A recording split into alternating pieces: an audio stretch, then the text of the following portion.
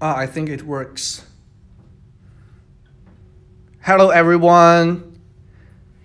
Hello, everyone. Oh, it has like 15 seconds of, latency. 15 seconds? Yeah. Why the internet speed is so low? Oh, it's on like, wow, awesome. Hi. Well, it's like there is like a 15 seconds lag. So if I say something after 15 minutes, you will listen to it, okay? So yeah, hi, I can see hi, Cindy Law.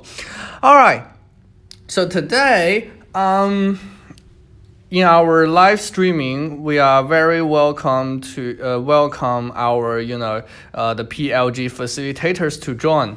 So before we really get to answer any of your questions, let's introduce some, some stuff here, okay? So first of all, it's our chief facilitator, Roy. Hi, everyone. Yeah, and secondly, our facilitator, Candice. Hello, everyone. And we also have our facilitator, Bonnie. No, sorry, what's your name? Kay. I forgot your name. Kay. Kay. Okay, so thanks for coming today. So their task today is mainly to keep an eye on your questions, just in case I miss any of your questions, okay? Well, we have 88 watching now. All right. Okay. Now, let's get started with your questions, okay? So, let's see from the beginning. I want to ask in the sample 2016 exam, this is the question from Felisa Zhang. The first three formulas under population parameters, what are they? And why are there three different ones? Okay, well, let's quickly look at the material, okay? I will give you some time going to that material and see, okay? Let me go to Canvas. 1 second, Canvas. Home.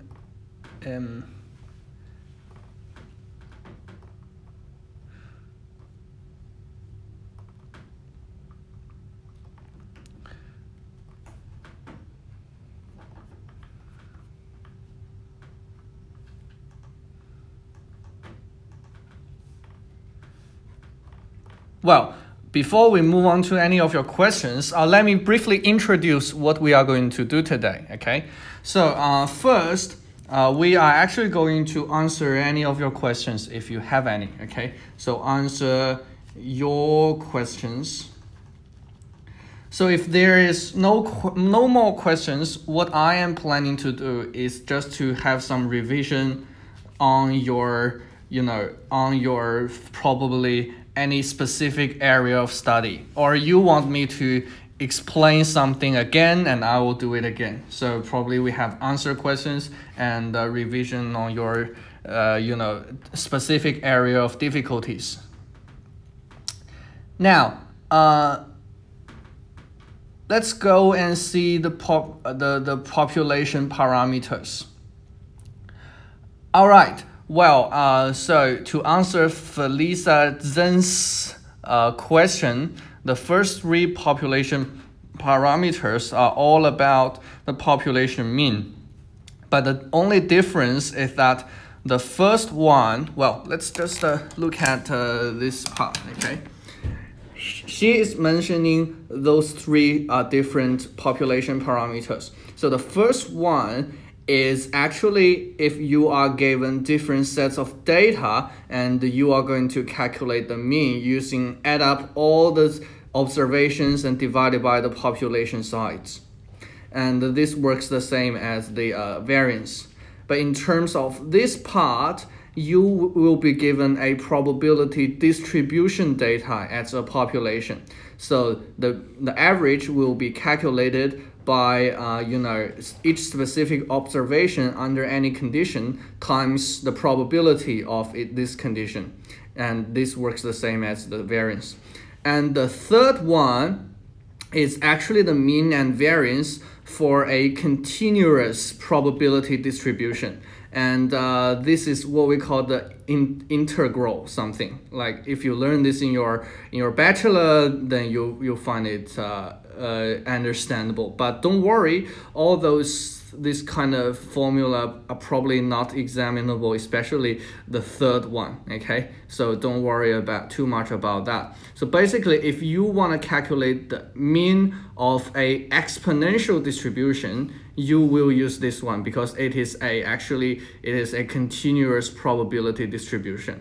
Okay, so hopefully for Lisa, you'll be happy with this answer. So don't worry too much about those things. Okay, they are quite not that relevant to what we have this semester. Oh, I lost the focus. Hey, please focus. Okay, yeah, sure. Now let's see if there are any other questions. Let's see.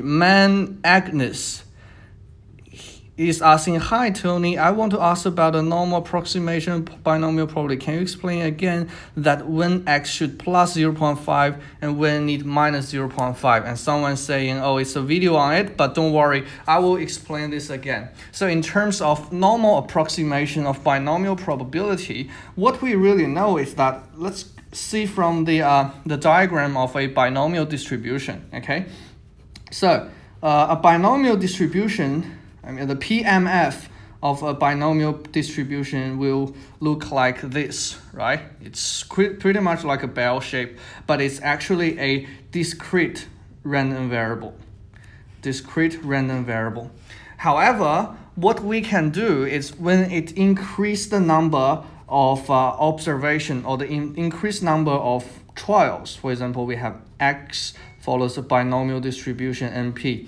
And when we increase the number of n, it will be more likely to be a normal distribution, but not exactly. So just approximately a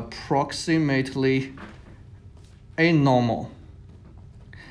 So if it is approximately normal distribution, when we want to approximate the probability, things can be different. Okay, so for example, if you want to get the probability of x that is less than or equal to small x, then if we define a random variable y which has the same mean, which is np, and the same variance, which is np times y minus p, and we probably approximate it by the probability of y less than x plus 0.5. The reason for this is that if we, for example, make this part bigger, we know that if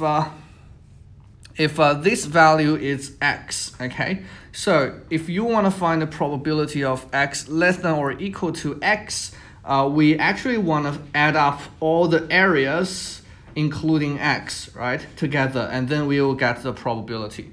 But if you apply this in a normal distribution, like under this normal curve, it only gives you the exact probability to the left-hand side, or the area to the left-hand side of this value x. Therefore, you need to make some adjustment by plus 0.5 to get the more precise approximation of this normal probability, okay? So that's why we need to plus 0.5 here. And again, if it is x, for example, less than x, this means x value is not included here. Therefore, we need to approximate it by the probability of y less than x minus 0.5.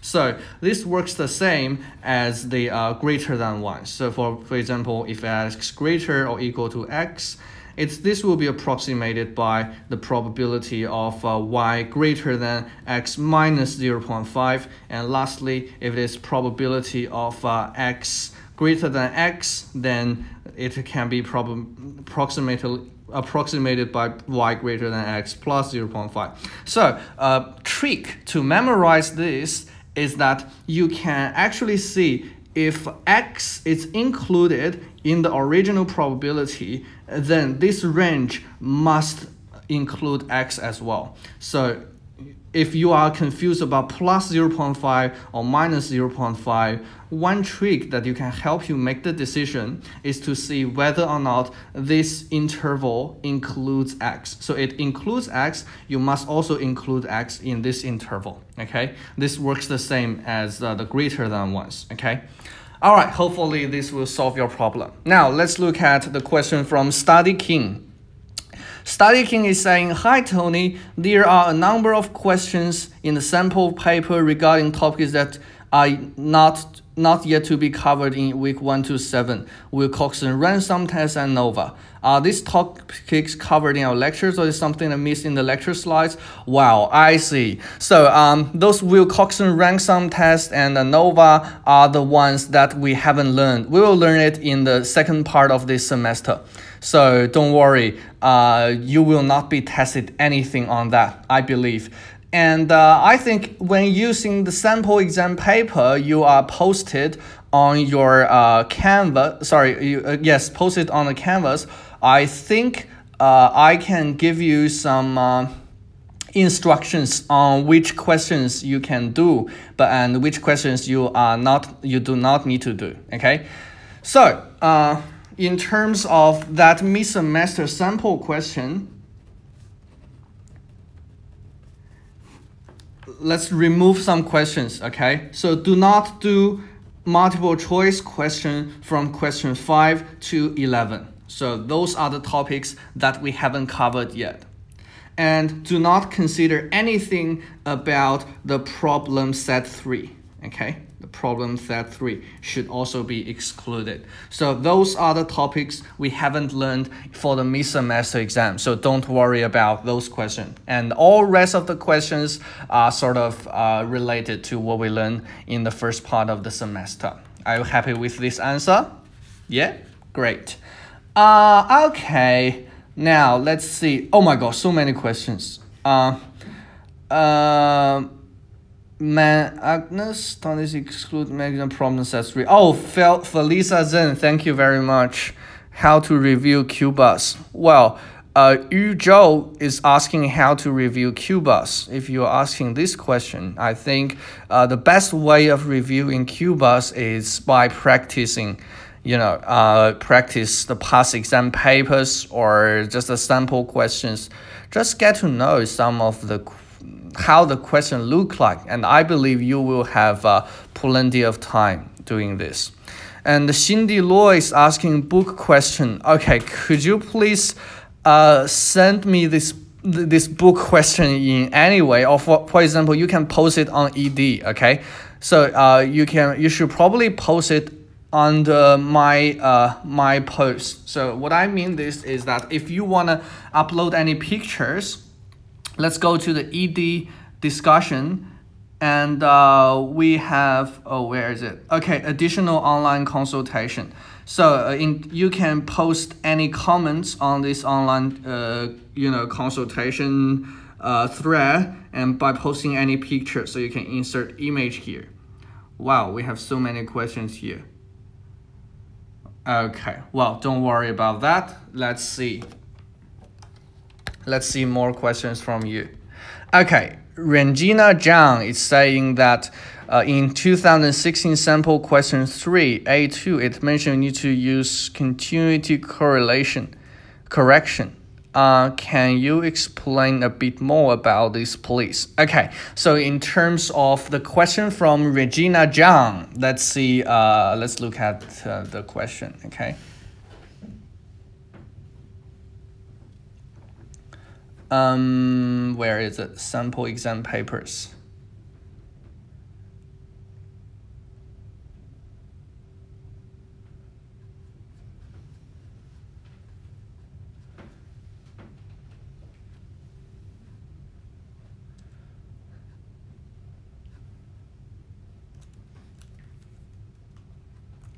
Oh, where is it? Oh, what is asking?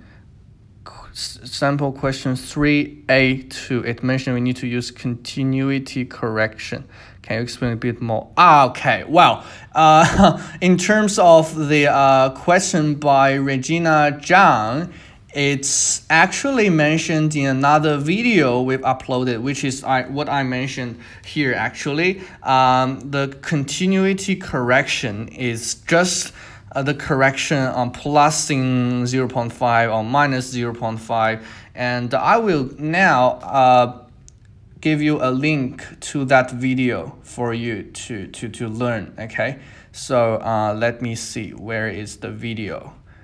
My channel, Creator Studio, sorry about that, please wait for 1 minute. All videos. Okay, this is the episode 2, normal approximation of binomial probability. Control C. Okay, I have posted a link to our chat room. Okay, so in the chat room, we have this kind of links. Can you see that? Yeah, so this is the link. Okay, where am I? So in terms of the question from Regina Zhang, don't worry, okay? So just click the link and you will know how to do the correction. Yuyang Wang, why the last question of this week's tutorial use the formula of SD unknown but equal while we are given S1 and S2 separately? Well, it's all about your assumption, okay? So in terms of the question of Yuyang Wang, it's actually, let's see the question first.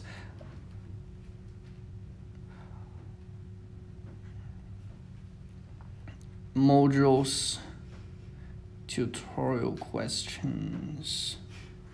Is it week 7 now? It should be, yeah. Let's see last question of your tutorial.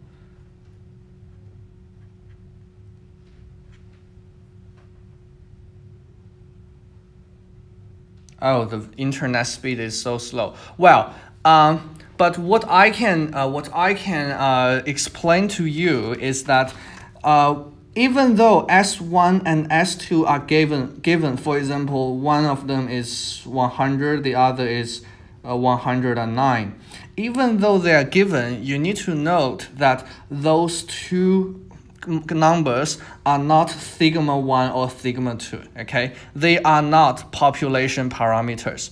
They are simply a observation of the sample standard deviation when we take different samples from the two populations. So even though they look different, but they can be a sampling error, but probably not because of the sigma 1 and sigma 2 are internally different, okay?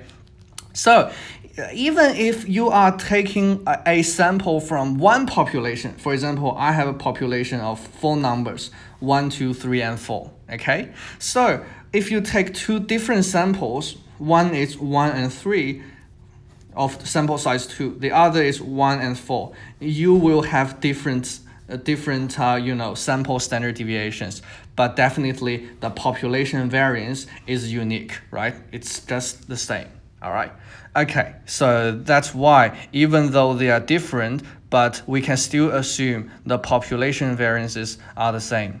So in this way, it's all based on what the question is telling you. So if the question is telling you assume sigma 1 equal to sigma 2, then you just use the equal ones. And if you are told they are different, then you are just use the different ones. Okay, let's see whether this one has come up. No, not yet. The internet is very slow, so sorry about that. Okay. 7-1. Now let's look at more questions from the students. Where is it? Okay, Daniel. Okay, let's look at the question from Daniel. How do we decide that variance may be equal unless we are told explicitly when is close enough? Okay, well, Daniel, in terms of your question, I would say don't worry that much, because in the exam you will be explicitly given whether or not the variances are equal or not. Well, another thing is that if you are doing something in the real life, for example, dealing with your major assignment, there's another test called chi-squared test. Also, not chi-squared test, which is the F test for the equality of the variances. Okay, and you are not actually be required to know how to perform this test, but you only need to know F test for equality is the test for the equality of the variance of the two populations. Okay, so actually this can be done in Excel using the data analysis plus package. So this could be helpful for your for your major assignment, but in your mid-semester exam you will be explicitly given whether or not two population variances are equal or not equal. Okay, so Daniel, hopefully you are happy with this answer. Now let's look at a question from Olivia Zhang. So question 1. Oh my god, you have 3 questions. What's the difference of stratified random sampling and cluster sampling? Question 2.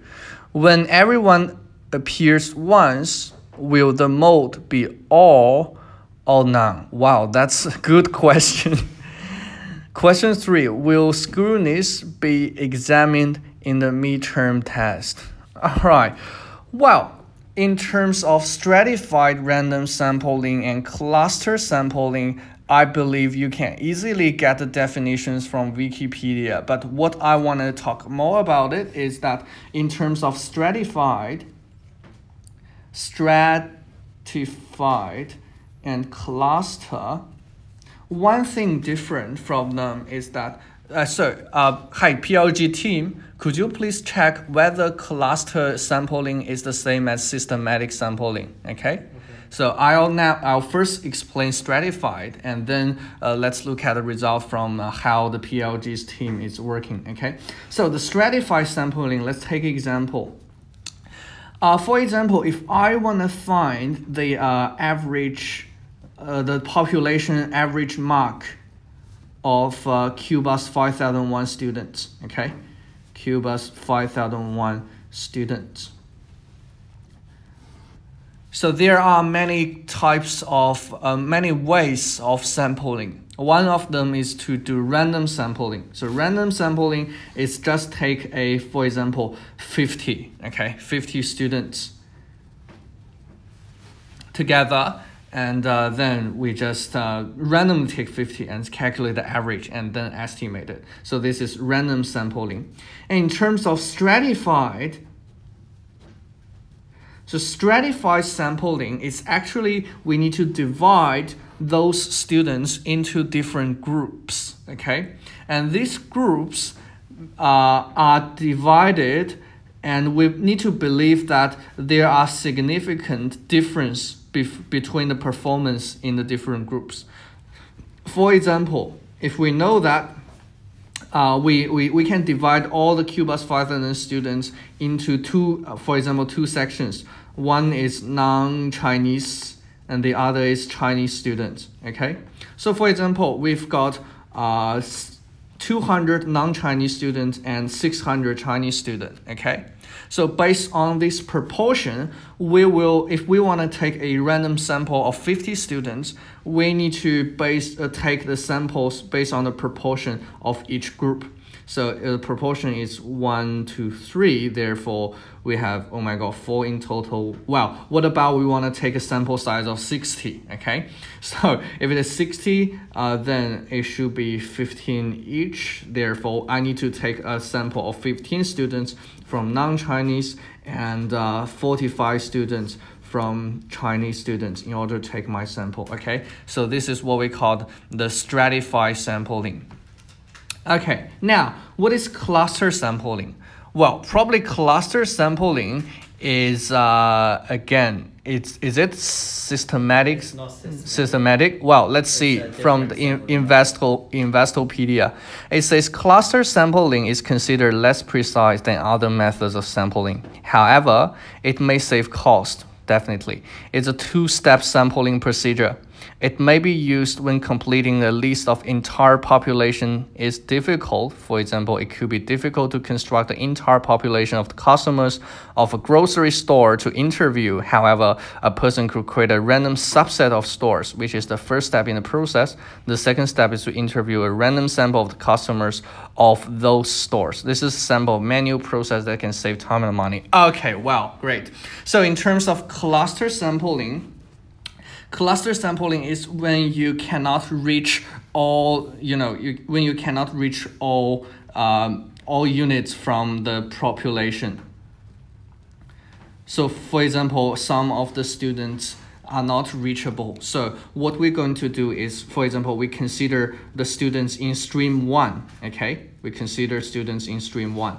And then we just take a random sample from stream 1 students. Okay, so that's what we call cluster sampling. All right, because we have 5 streams in total, but we only take stream 1 students and 60 students, for example, from stream 1.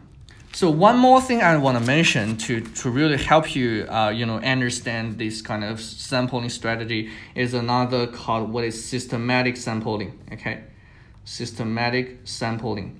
So for systematic sampling, it is actually, again, divide the population into different groups. But the difference between stratified and systematic sampling is that the systematic sampling, there is no significant difference between groups. For example, in stratified, we have non-Chinese and Chinese. But in systematic sampling, we do not have any kind of difference between different groups. For example, we can have different streams, stream 1, stream 2 to stream 5, right? So we divide the population into 5 streams, and we assume there is no much difference between each stream. So in systematic sampling, what we're going to do is actually, randomly pick one whole group from the population. Okay, so unlike cluster is to take a sample from a specific group that is representative. But in systematic, after we're dividing the population into different groups, we just take one whole group from the population. Okay, so those are the difference between stratified sampling, cluster sampling, and systematic sampling strategy. Thank you very much for the question. And okay, so that's the first difference. Question 2, when everyone appears once, will the mode be all or none? Well, it can be all, so it doesn't really matter, okay? Question 3, will the skewness be examined in the mid-semester test? Well, everything that we've learned is possibly to be tested in the mid-semester exam, okay? So yeah. So thank you for your question, Olivia Zhang. And now let's go to the question of Kenneth Z. Sorry. Hi, Tony. If the sample standard deviation S1 and S2 are quite close, but the variance is different, i.e. S16, S28, variance 136, do we use variance standard to conclude they have equal population or not? Wow. In terms of your question, I've actually answered the question before. So in reality, what you are mentioning is the sample. So what you are given is the sample standard deviation 6 and 8, or sample variance 36 or 64.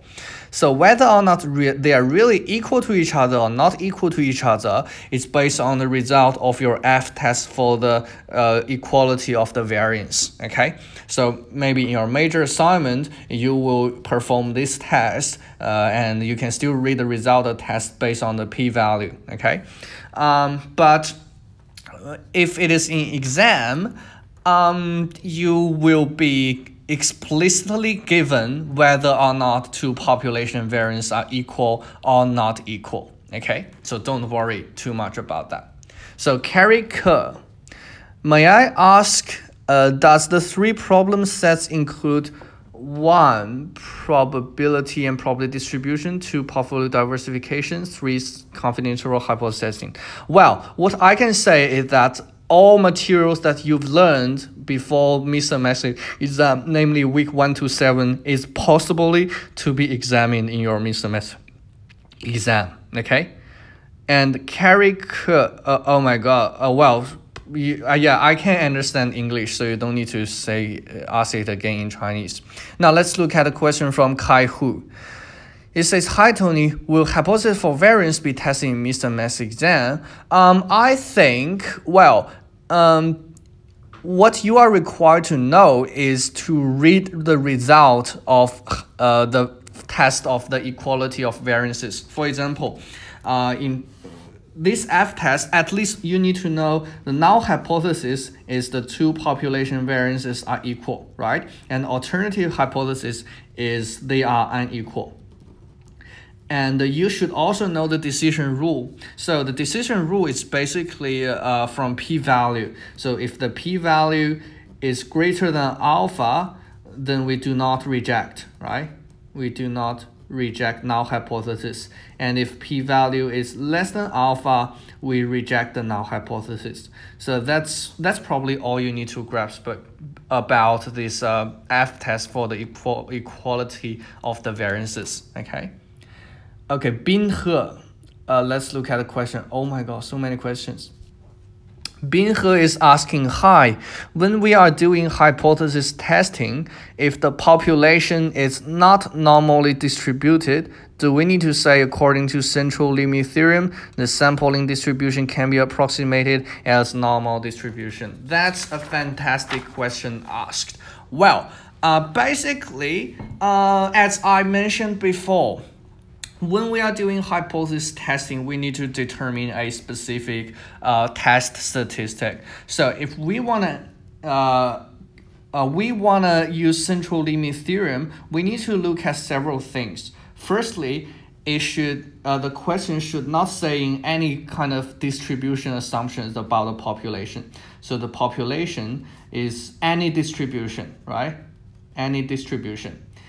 And in order for the sample mean to be normally distributed or t-distributed, we need to make sure that the sample size is greater than 30, okay? So in this scenario, then we can say that the sampling distribution of x bar can be approximated by a, for example, normal distribution or t-distribution. Or we can say the standardized version of the x bar, which is the test statistic, z or t, sigma divided by square root of n, or s divided by square root of n,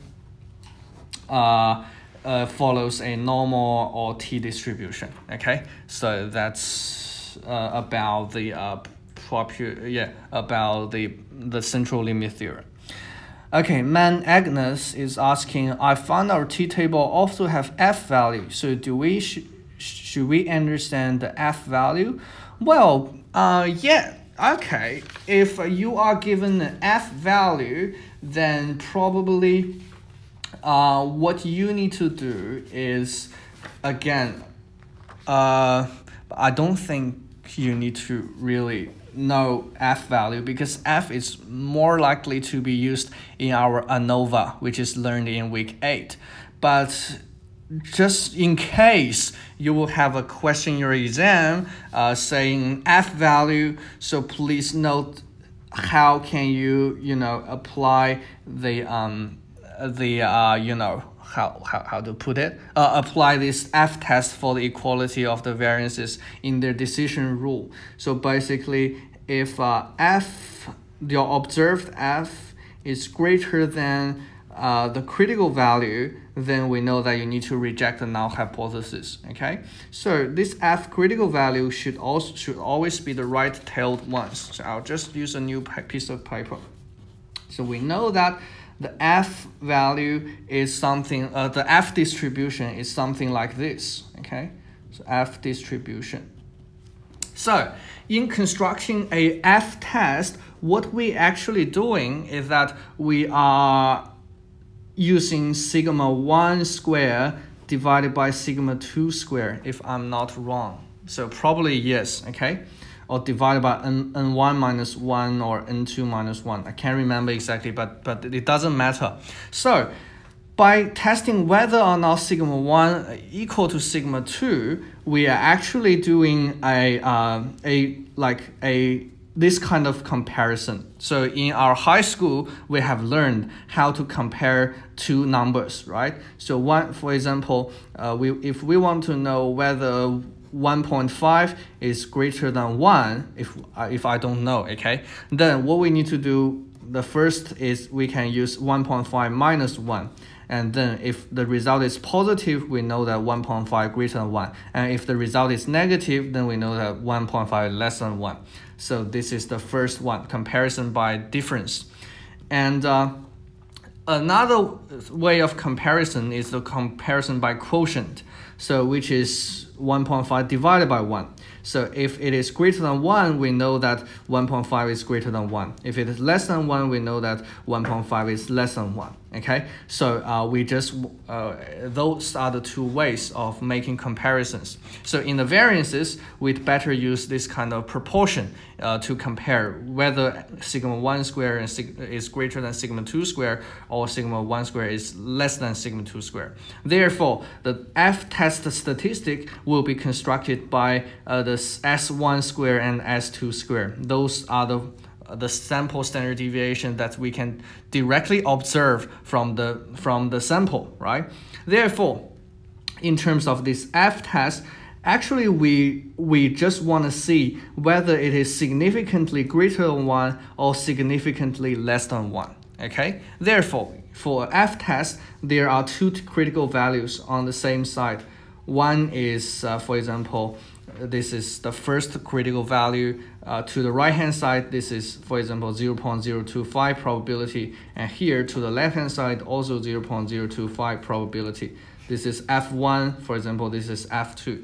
Therefore, our decision rule is whether or not our observed F, for example, observed F is under this rejection region or this rejection region or this acceptance region. Okay, therefore, when do we reject null hypothesis? We will reject H0. We know that H0 is sigma 1 square equal to sigma 2 square. So if we will reject H0 if the observed value of F is greater than F1 or the observed value of F is less than F2. Okay, so this is our rejection region approach. But I don't think this can be tested in your exam, so don't worry too much, okay? Just in case. We are doing hypothesis testing. Okay, yeah, Magis. Now, let's look at the question from Kenneth C. So, hi, Tony, could you give a few examples about independent and dependent? Sometimes the questions are not quite clear. Do you mean the hypothesis testing on the two populations, like the difference in the population means? If so, it's quite clear when they are independent or not. Okay, so for example, a specific dependent example is going to be our matched pairs. Okay, so matched pairs. So what is matched pairs? Generally speaking, in the matched pairs test, the scenario is always being, with a kind of improvement or the kind of refinement of a process. For example, we will have a training on the staffs, okay? Training on the staff, university staff. And we will take a sample of, for example, 30 staff, and we get the score before the training and after the training, okay? So before the training, for example, 85 marks, and after training, 93, something like that. So we have each staff 30 30 workers in total, okay? So this kind of two populations are dependent, right? They are not independent, and they are called matched pairs. So this is the only scenario when two populations are not independent in your mid-semester exam, okay? It's matched pairs. So matched pairs is very obvious to identify. Therefore, we can see for each one of the staff, we will get the marks before the training and after the training. So what we are going to do to perform the test is that we can see the two populations as one population, because they are actually the same population, like because the people are the same, but the only difference is that whether they've made an improvement in their performance, okay? Therefore, what we are going to do is create a new list using the difference, okay? So we use the after minus before. So after using after minus before, we will get another 30 data. For example, this is 8 marks, and this is 7 and minus 1 and 8, 6 or whatever, okay? So what we are going to test is whether the change to whether this mu d, right? Mu d is significantly equal to 0 or significantly not equal to 0 or greater than 0. It depends on how the question is asking you, okay? So as we can see, for matched pairs questions, we can look at the two populations as only one population, okay? So that's the only scenario that two populations are dependent, okay, the matched pairs. And then all other scenarios, they are independent. For example, you want to look at the performance of the students in stream 1 and stream 2, for example. So stream 1 and stream 2 are independent, definitely, because the performance of the students in stream 1 will never affect the performance of the students in stream 2, and vice versa. So those are the things that are independent, okay? Let's look at the next question. Lilian Wang can't open it. So don't worry, you can just click this, you can just subscribe this YouTube channel, and then you can just open it up. Don't worry. Sally Jane, if the probability that fail to reject the null hypothesis when it's actually false increases, how about the confidence level? Oh my God, that is a good question. Fail to reject the null hypothesis when it is actually false. So this should be a type 2 error, right? Okay, now let's look at type 1 error and type 2 error here. So the hypothesis internally can be true or false. So the hypothesis can be true and false. And we also have reject null hypothesis and do not reject null hypothesis, okay? So if it is true, but we reject null hypothesis, this is what we call type 1 error. And when hypothesis is false, but we do not reject null hypothesis, we call it a type 2 error. And and if it is false, we reject. This is our desired result, right? And this is also our desired result. Now, the probability of having a type 1 error is called alpha, which is our significant level. And the probability of type 2 error is our beta. We define it as beta. And the relationship between alpha and beta is that alpha and beta has an inverse relationship, okay? We also define the power of the test as 1 minus beta. Okay, so those are the knowledge that you probably need to know. Now let's look at a question from Sally Jane. That's a very good question. So the question is saying if beta increases, how about the confidence level and beta and confidence interval? So if beta increase, since alpha and beta have a inverse relationship, so alpha will decrease, right? So if alpha decreases, we know that confidence level is 1 minus alpha. Therefore, if alpha decrease, confidence level will increase, okay? Then if confidence level increase, what will happen to confidence interval? So for example, if it is increased from 95% to 99%, so we can see that the confidence interval becomes wider or narrower. It can be wider, right? Therefore, those are the result if beta increase. So hopefully you are happy with my answer. Sally Jane, thank you. Now, M.A. Jennifer is asking, hi Tony, are there any Excel functions in our exam? Well, from some student has asked this question to Minok, who is our coordinator, and it is said that there won't be any Excel functions in your exam, but I would recommend you to really ask the coordinator to double check, okay?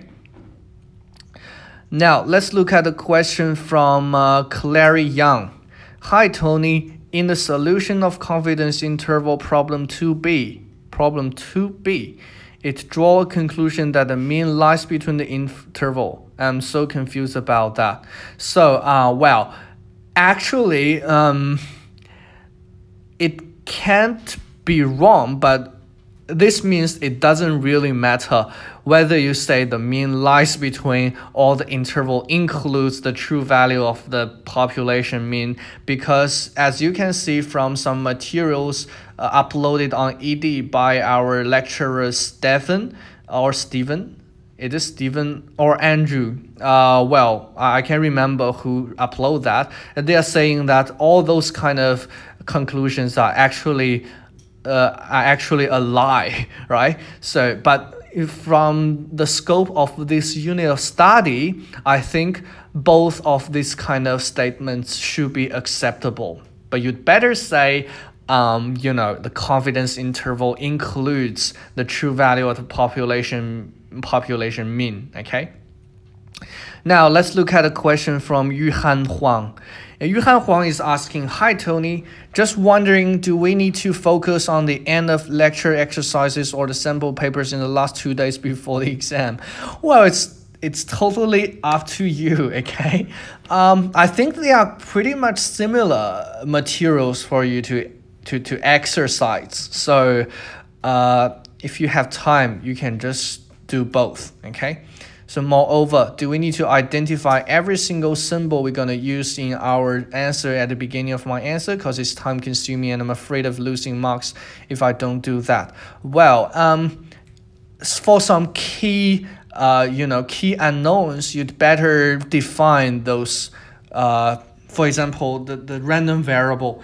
If you want to use x, then you need to, define x to be any values which is a random variable. This will show your understanding of random variable. But in terms of, for example, if you want to use mu, it's generally known as a population mean, right? And if you want to use x bar, it's generally used as a sample mean. So probably you can save some time in doing these kind of things. But I really recommend, if you have enough time, define every single letters you're going to use in the exam paper, okay?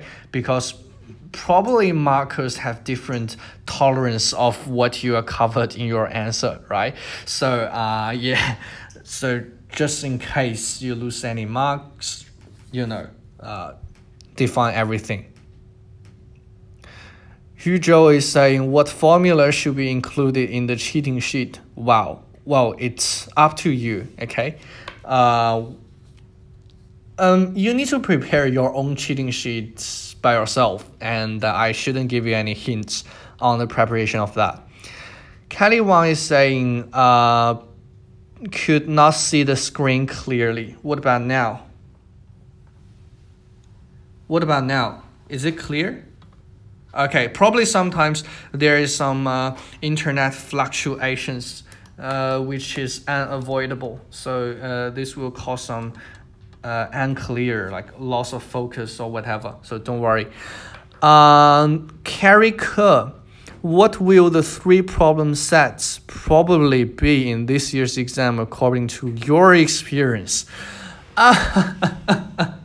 That's a good question. Well, for each problem set, actually, they can include different topics. So it's totally up to, up to Ming-nok to set the exam questions, okay? So I have I cannot say exactly what they will be covered, but what I can say that is all topics that you learned before Mr. Master exam will be covered. So don't worry. Just learn everything you learned.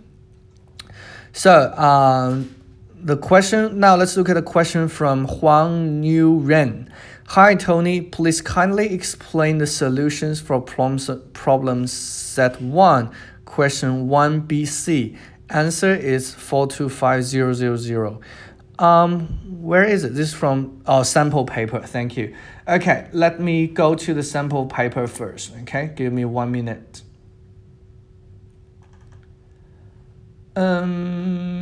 Where is it? Well, sample paper.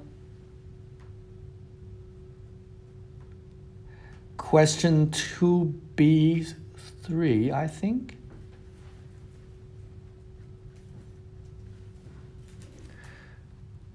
Where is it?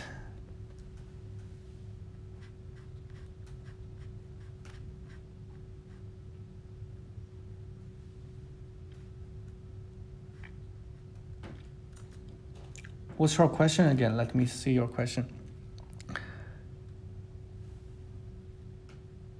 Hi Tony, kindly explain the solution for problem set 1. Question 1BC. Okay. Problem set 1. Question 1BC. All right, just in case some of you don't have access to this question, let's look at this question on the screen. It says the weights of cans of soup produced by a company are normally distributed with a mean of 150 gram and a standard deviation of 5 gram. So question A and B are actually asking you a sort of, using normal probabilities to calculate the probabilities or doing the inverse of it by checking on the tables. Now question C, it says what is F? Okay, 390 of the cans of soap of the entire production weigh at least 157.5 grams. How many cans of soup have been produced? All right, that's a good question. One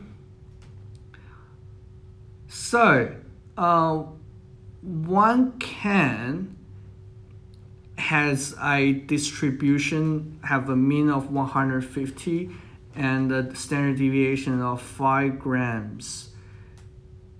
So let's see if it is soup of the entire problem weight at least 175 grams. Okay, now let's look at this question together. So hopefully you all get your question ready because I need to get this calculation here, okay? So we know that 28390 of the can of the soups have a weight at least 175.5 grams. This means in this normal distribution with a mean of 150, the number of cans that is greater than 157.5 gram has like 28390. So what we can actually do is to calculate the probability on this side, okay? Just calculate the probability. And the probability is just the proportion. So what we're gonna do is to calculate the probability of this random variable. For example, if I define this random variable as x, okay? The weight of each can produced, okay?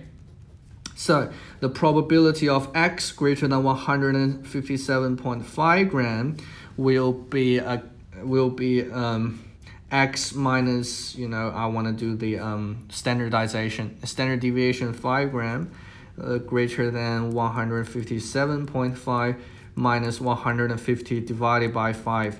So this guy becomes the standard normal probability z, the standard normal random variable z, greater than this is 7.5 divided by 5, which is 1.5. So now we need to find the probability of z greater than 1.5. Then it's going to be the proportion.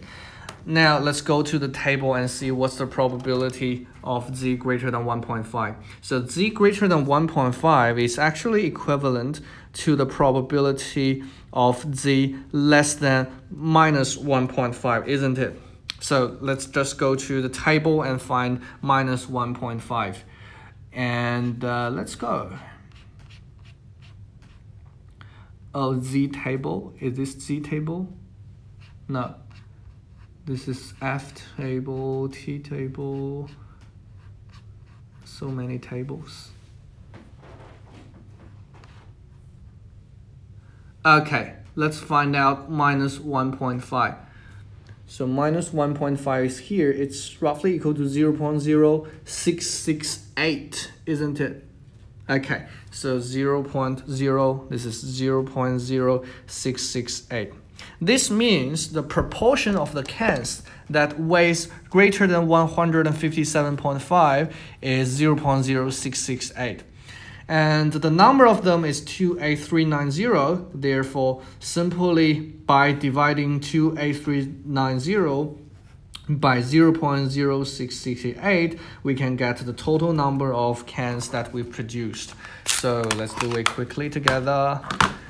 28390 divided by 0.0668, we get 425,000. Okay. 425,000. So this is how we get the solution of this question. Okay. Hopefully you are happy with this problem. Now let's see what's next. Lloyd Chen. Kelly Wang, it's probably okay. Yes. Oh, you are Roy Chen. Oh, thank you. Yuhan Huang, yes. Clear now. It is fine. Good quality now. Okay. 13 of 18 page, whatever. This is the last question. Okay, can you see? So what? Yuzhou, last question. The question that you explained. Yeah. What is that? Oh yeah, got it. Yeah, sorry, I didn't. Yeah. So Bin He, wow, Bin He gave us a very precise. Yeah, thank you very much for Bin He. Well, Kenneth Z, do you mind teaching us how to outline a perfect structure about answering hypothesis testing, like firstly all assumptions, conditions, then calculation? Well, yes, why not? Kenneth Z. Well, actually, I've tried to explain the full process in my tutorial, but I don't mind to give everyone an instruction on how to perform a full process in the hypothesis testing. So let's just take any example. Any questions as example? What about we deal with some tutorial questions? Well, let's copy and paste a tutorial questions down here and try to illustrate how do we perform this kind of calculation, probably. I will open it up.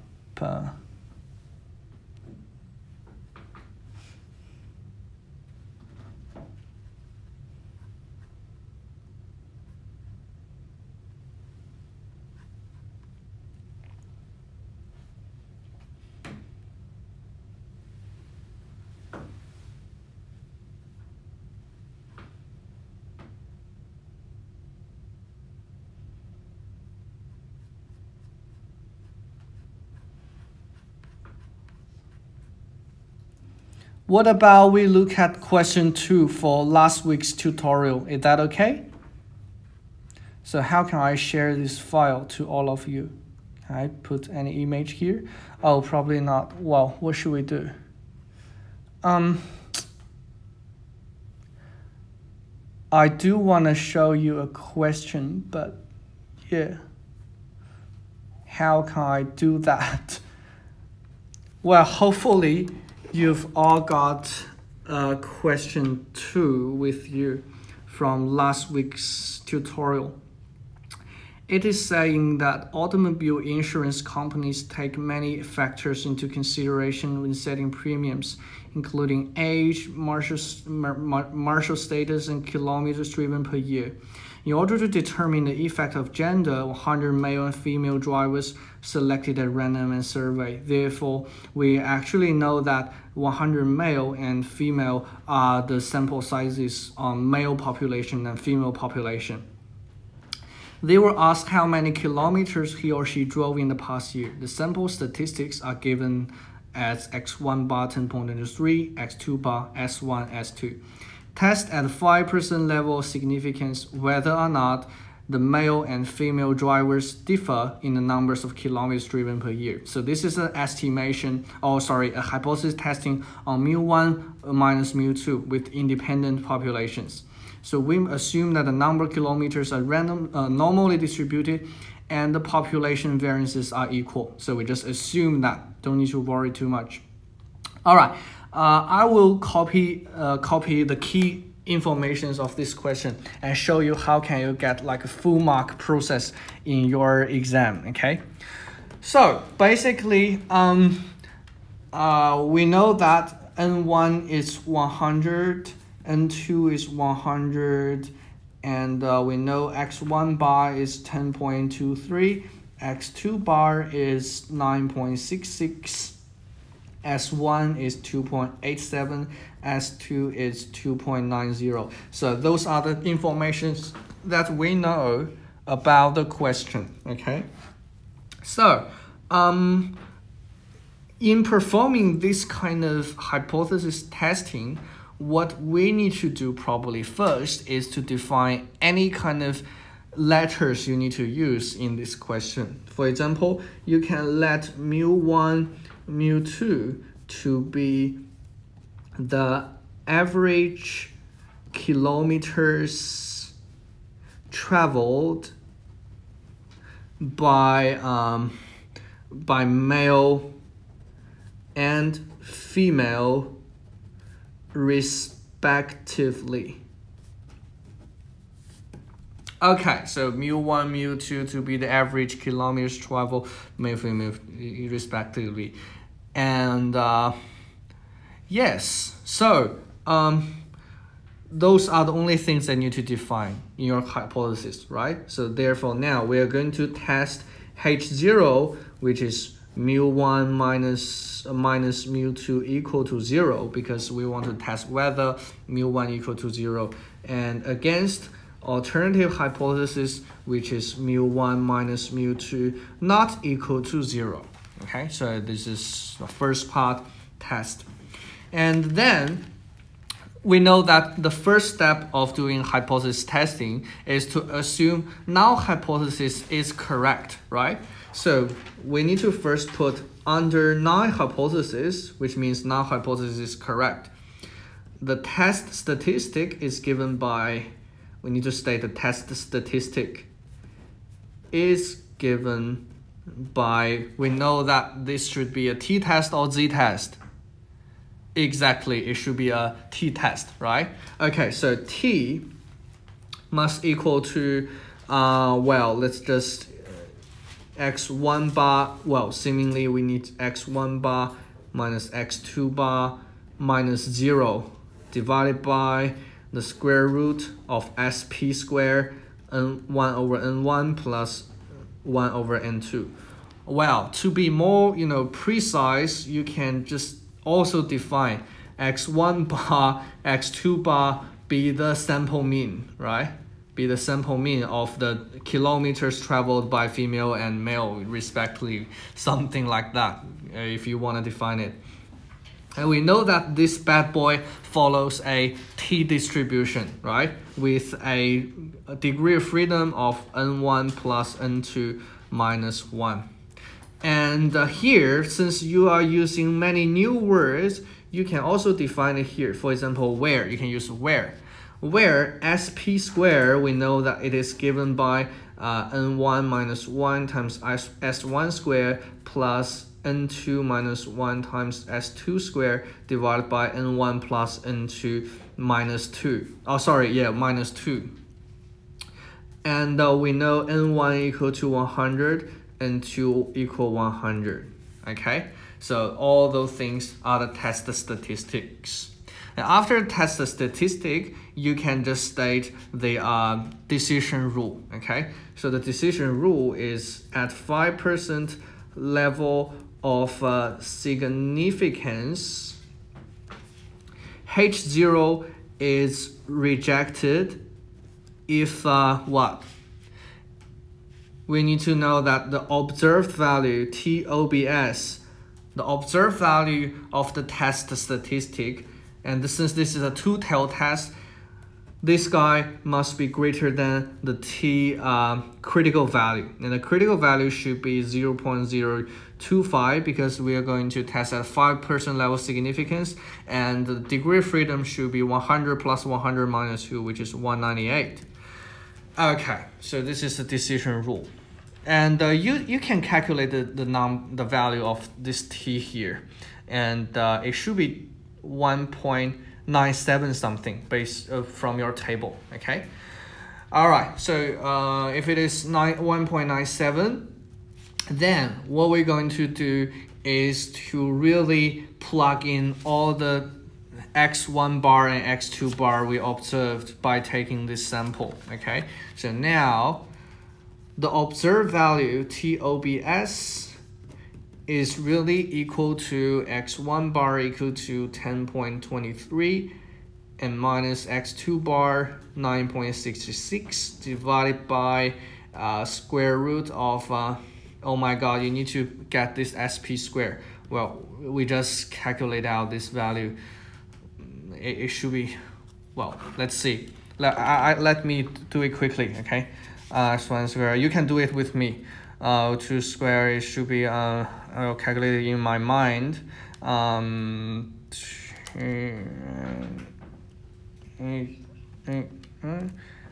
Is it around 8.3?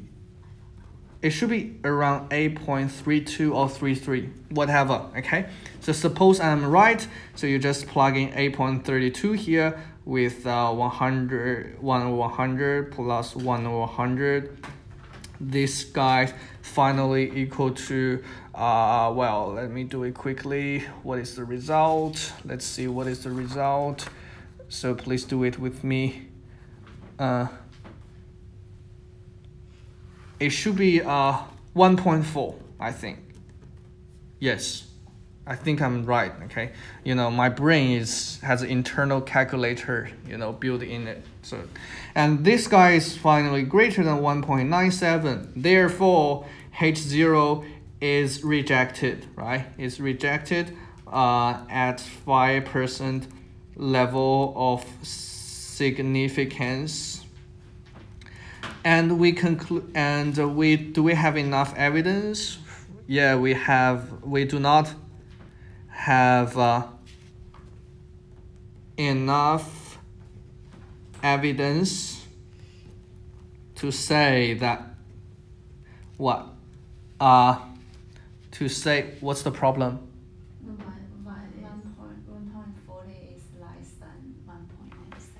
Oh yeah, really? Yeah, exactly. Sorry. So we it's not rejected. Yeah, it's not rejected. All right, it's not rejected, and we do not have enough evidence to say that to say our alternative is right, right? So there is no much difference. Okay, not evidence that there is difference. There is any difference in the kilometers traveled between male and females. Okay, so yeah, you can just draw your conclusion. Very, very easy. Okay, don't worry. Okay. Now, let's look at if there is any new questions. Tony, would you mind explaining the efficiency to the estimator? Okay, well, there are actually three, features of a good estimator.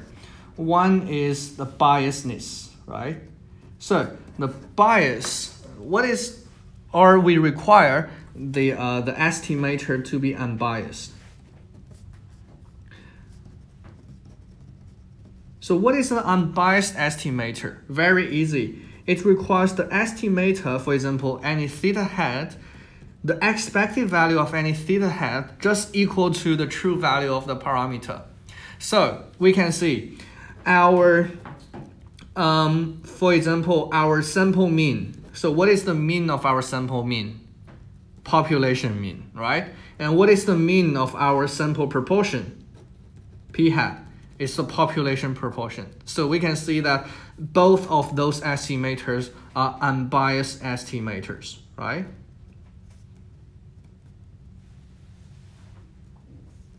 Unbiased estimators. And the second feature is what we call, what's the second feature? Do you remember? Consistency.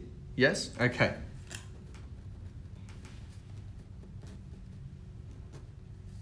Consistency means, well, the sample size increase, is that right? Well, the sample size increase, the mean tend to be the true value of the population parameter, is that right? Or the variance becomes smaller, is that right? Okay, so when n increase, the variance or the standard error of this estimator becomes smaller.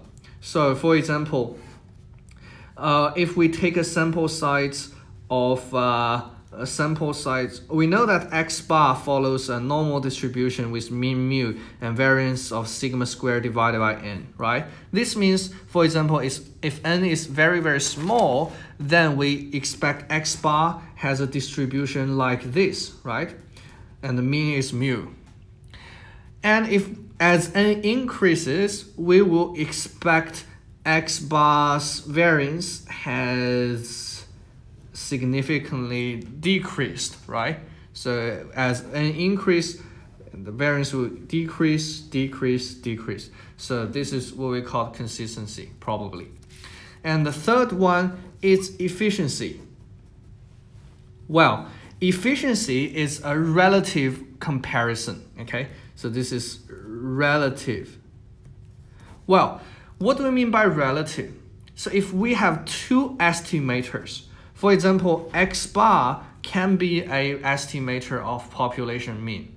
For example, if I create another estimator, which is called whatever theta hat, okay? But given the same sample size, for example, sample size both equal to 50, x bar has the distribution like this, but theta has a distribution of like this. So which one do you think is more efficient? This is x bar and this is theta hat. Then x bar must be more efficient than theta hat. So we want to actually, the highest efficiency means given the same sample size, the lowest variance of the estimator or standard error of the estimator, okay? So that's what we call the efficiency. Oh, the image becomes a little bit blurred, right? Sorry about that, but it's mainly because of the internet issues, so you don't need to worry. Okay, so hopefully I answered your question, okay? Those are the three features of an estimator: biasness, consistency, as well as efficiency, okay? So efficiency, it basically means lowest variance, okay?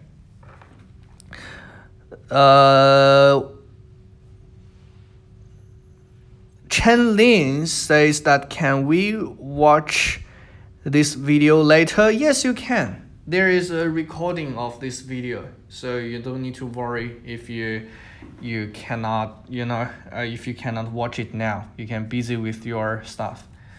And later on, I probably create some links on the specific questions. Like in 10 minutes, 23 seconds, I'm answering which of the questions. Okay. All right. Yes, that's all about questions. Do you have any other questions? Any other questions? Oh, I think someone is asking some textbook questions just now. Yeah. Someone asked it and read on it, but it's like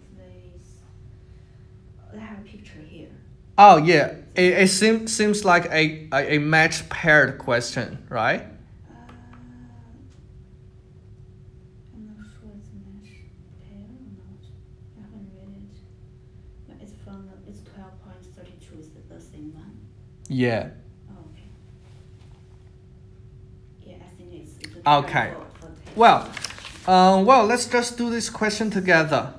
Because this is a very good example for the match pairs test. Okay. I will copy down this question, or you can just go to if you have a textbook in your hand, please go to page 444.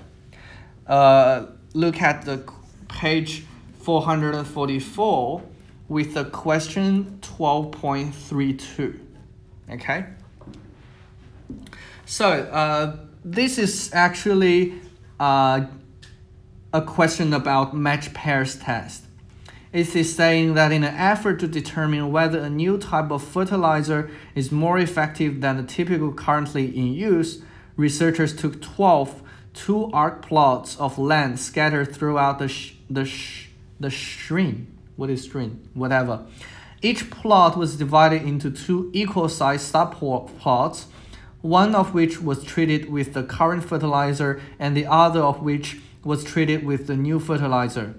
Wheat was planted and the crop yields were measured. The data are provided below.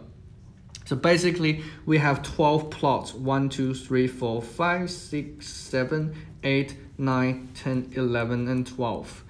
And for the crop yield, we have current fertilizer and the new fertilizer. So basically, for each plot, we may assume that the condition of each plot is quite similar for the crop to grow. Okay, so for the new fertilizer, current fertilizer, we have 56, 60, 45, 49, 68, 66, 72, 73, 61, 59, oh my god, 69, 67, 57, 61, 8, 55, 60, 9, 60, 58, and 10, oh my god, 72, 75, 11, 75, 72, and 66, 68. All right, so this is a typical match paired question. So what we're gonna do is actually we can see for the current fertilizer and new fertilizer, they are actually growing, they are actually applied in the same plot of land, right? So we can see that this is exactly the type of problem that we are using some improvement on some techniques, and we want to see whether there is any significant improvement on this process, right? So what we're gonna do is actually create a new, a theory which is called difference, or XD, okay? So for example, if this is X1, this is X2, then this is XD, all right? So the difference is X2 minus X1, for example. So this one is 4 minus 2, 1 minus 2, minus 2, 4, 5, minus 2, 3, minus 3, and 2. Okay, so we will calculate a series of data with the difference series, which is XD. Therefore, the problem It actually becomes testing whether xd bar is equal 0 or xd bar is greater than 0, right? So that's the problem we are doing. So this is, we can see in a match pair question, we can combine two populations in only one population, which is the difference theory, okay? So again, we just do under H0, the test statistic is given by T, right? So T is xd bar minus mu d. Mu d is the mu d. Oh, sorry. Yeah, I make the mistake. Sorry, maybe because I'm very hungry. I didn't have dinner today. When we are making a hypothesis, it's always on the population parameters, mu d, okay? So mu d equal to 0 or mu d greater than 0, okay? So we shouldn't, because this is a sample statistic, right? Sorry about that. It should be mu d equals 0 and mu d greater than 0. Okay, then we just create this test statistic, and we know that there is a standard deviation on it divided by the square root of n, and this bad boy must follow a t-distribution with a degree of freedom 11, right? Because the sample size is 12, so the degree of freedom is 11. All right, then at a 5% level of significance, H0 is rejected if what? If the observed value of the test statistic, we know that this time is a one-tailed test, so it must greater than what is a significant level? Oh, wow, this is a confidence interval question, right? Well, whatever. Let's just try to, you know, try to do the hypothesis testing, because confidence interval is similar. So the confidence interval should be given by you take this the average of this xd, then it should be xd bar plus or minus t 0.025 with the degree of freedom 11 times SD, which is the standard deviation of this difference theory, divided by square root of 12, which is the sample size. Okay, so this can easily be calculated in this way. So if this is a kind of question for a hypothesis testing, we know that we need to find out the t 0.05 if it is a one-tailed test, and the degree of freedom may be 11. So now we can just observe the TOBS. We can calculate this by plugging the mean of this theory and something of that theory, and then compare it with this value. And this value should be 2 point something. You can check it on the table. So I don't want to talk too much about the question here, but the real problem is question B. Question B is asking what is the required conditions for the validity of the estimate obtained in part A. So in order to make this kind of estimation, we can see we first look at the sample size, right? The sample size only 12. Do you think it's greater than 30 or less than 30? Less than 30. So since n is only equal to 12, we need to assume what? We need to assume the difference between the new fertilizer and the old fertilizer follows what distribution? Normal distribution. Cool. So that's the first one. Again, if you want to answer other answers, for example, because we are planting crops in one spot, and then for each spot we divide it into two parts. So we may also assume there are no significant difference between in the conditions or sunlight or water or anything between the two parts of one spot. Okay, so this is another assumption that you probably made. And yes, C, is the required conditions satisfied? So C can be tested using a chi-squared test for normality. Okay, normality. This is the test to check whether a sample is from a normal sample or not a normal sample. Okay, probably. D, are these data experimental or observational? They should be experimental, right? So D, experimental because we are doing a experimental. E, how should the experiment be conducted if the researchers believe that the length throughout the shrine was essentially the same? All right, how should the experiment be conducted if the researchers believe that the length throughout the shrine was essentially the same? Well, probably if the length is essentially the same, this can be the experiment can be designed by using one part of the land, use the current fertilizer, and new part of land using the new fertilizer, and that's enough. You don't need to specify at each spots and then test the difference between on each spot. Yeah, that's all about this question. All right. Okay, is there any other questions? Oh, why the video is so blurred? It's really blurred, isn't it? Sorry about that. Well, okay, so that's all about the textbook question. All right. Do you have any further question? What's the problem? There's new questions on the comment. Comment? You mean on ED comment or? No, the chatting board.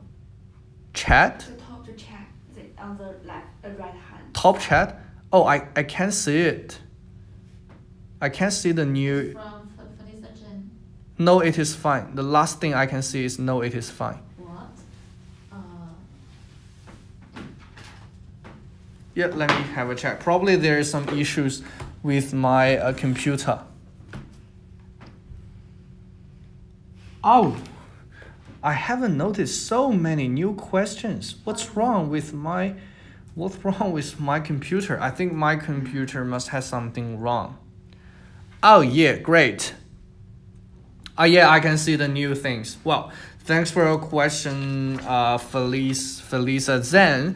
If two populations are not known to be normally distributed, the sampling distribution of the sample mean difference x1 bar minus x2 bar, do both samples have to be n greater than 30? Exactly. Both of the sample size must be greater than 30 in order to apply the central limit theorem. Okay.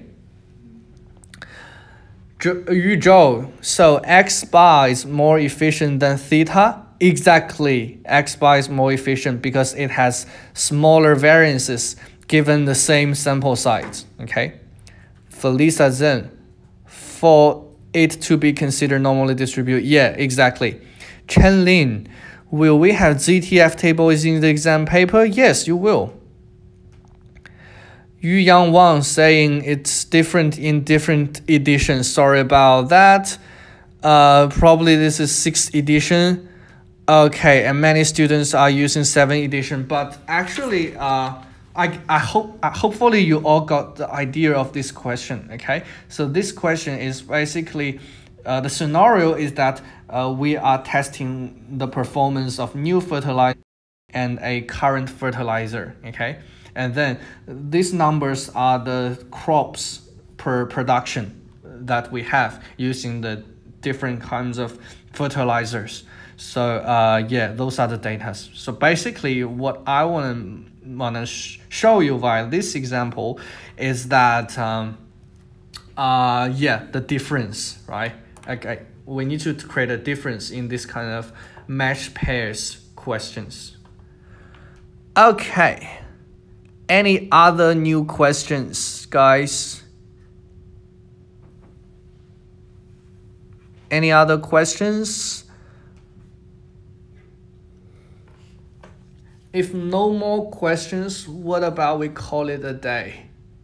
Like, oh yeah, oh wow, Yu Zhou. So in the conclusion, when should we say we have enough evidence? When to say we do not have enough evidence? Okay, well, in the conclusion, remember, always make conclusions on alternative hypothesis. Okay, alternative hypothesis. Therefore, if you reject null hypothesis, you need to say we have enough evidence to say the alternative hypothesis, or HA. You need to state what is HA here, right? So HA is correct, that kind of thing. So if we do not reject null hypothesis, we probably say we do not have enough evidence to say that, you know, alternative hypothesis is correct, okay? So when we need to calculate the standard deviation of sample, is that 1 divided by n minus 1, exactly. So when we want to calculate the sample standard deviation, it's generally given by n minus 1, 1 over n minus 1 times each observation minus its mean. Okay, so yeah, that's the yeah. So the question from Felisa Zhang: when it is an LCL UCL question, do we also have to write out a conclusion in a sentence or just say the numbers? If you are required to explain the confidence interval you are calculated, then explain it. If you are only asked to calculate a confidence interval, you can just put your result here, like LCL, UCL over here. But if I were you, I will also write a sentence to conclude what I've calculated. This is my own habit, but because I really do not want to lose any marks, but it's probably not necessary because you are only asked to calculate the result. Okay, so yeah, that's all. Any other questions?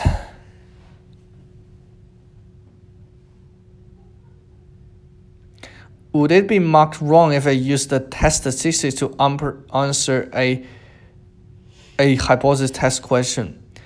Well, you're supposed to use test statistic to answer a hypothesis test question, right? Do you mean confidence interval to answer a hypothesis test question? Well, it shouldn't be wrong, but you know, you need to understand what the exam, you know, the people who write the exam question expect you to answer. So if it is a hypothesis test question, it can be done via a LCL, UCL sort of confidence interval. But you are actually expected to answer it using a hypothesis testing approach, okay? Because they are going to test on whether or not you really grasp the hypothesis testing, okay? So that's what I'm thinking, okay? Because it's not wrong if you use confidence interval, right? And draw the conclusion, but you still need to perform a formal process of the test, okay? To show your understanding of the knowledge. Okay, any other questions?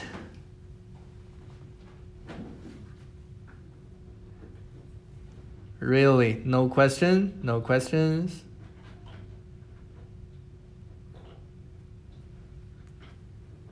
No questions? I'll wait for how many seconds? 1 more minute? 1 more minute, because I'm really hungry now. I haven't had my dinner yet. So if you don't have any questions, I will just leave and have my dinner. Yeah, no worries. It's my pleasure. And later on, this question, later on this video will be on this YouTube channel. So if you want to see this video, just subscribe our PLG USYD channel, and then you can watch it for forever, right? Even in future. Yeah, no worries. Thank you very much. Oh, what is thank you? Okay, thank you. Oh wow, thank. Okay. No worries, it's our pleasure. So finally, thanks for watching of today's consultation, and thanks for your active contribution to our live streaming. So again, thanks for coming, Candice and Kay. But where is Roy? Well, Roy has something to do, so he's not here. And yeah, finally, Candice is saying good luck for your semester exam. Why don't you just talk to the camera? Good luck, everyone. Good luck. Yes, exactly. Well, finally, do I need to show a little bit here to say farewell? Yeah. Oh, really? Okay, now I will. Oh, wow, great. Yeah. Hello, everyone.